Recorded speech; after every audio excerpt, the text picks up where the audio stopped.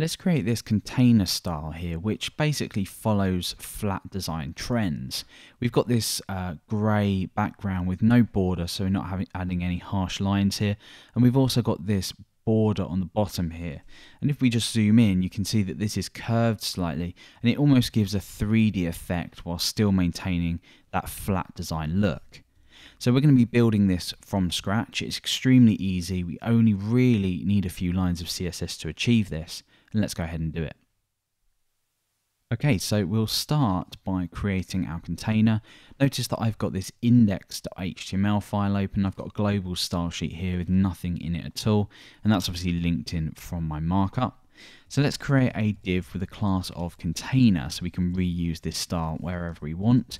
Obviously this might vary depending on which design you're working with or your project, but generally you want to make sure that your styles are as reusable as possible.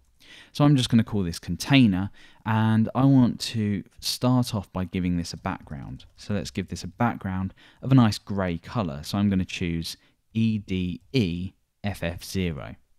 Let's put a little bit of content in here just so we can test out this background.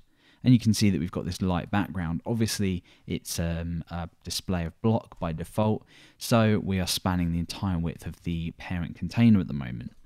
So we'll sort that out by adding a width. I'm going to add a 280 pixel width, and I'm going to add a 180 pixel height, and then going to give this a padding of 10 pixels. So we'll end up with a 200 pixel height and a 300 pixel width.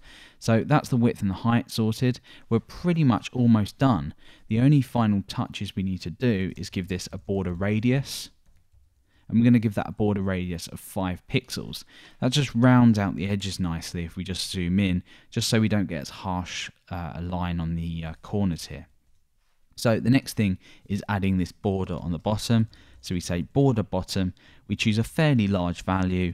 We obviously have this solid, and we choose a color that complements the container's color. In this case, it's CCC, it's just a sort of gray color. And there we go. So with them two properties, all we've really done is we've rounded out the border radius. This sort of looks like a shadow, but could be seen as some kind of 3D element. And obviously we have this darker border. It just looks very, very nice. So that's how we create a very simple flat design element with CSS.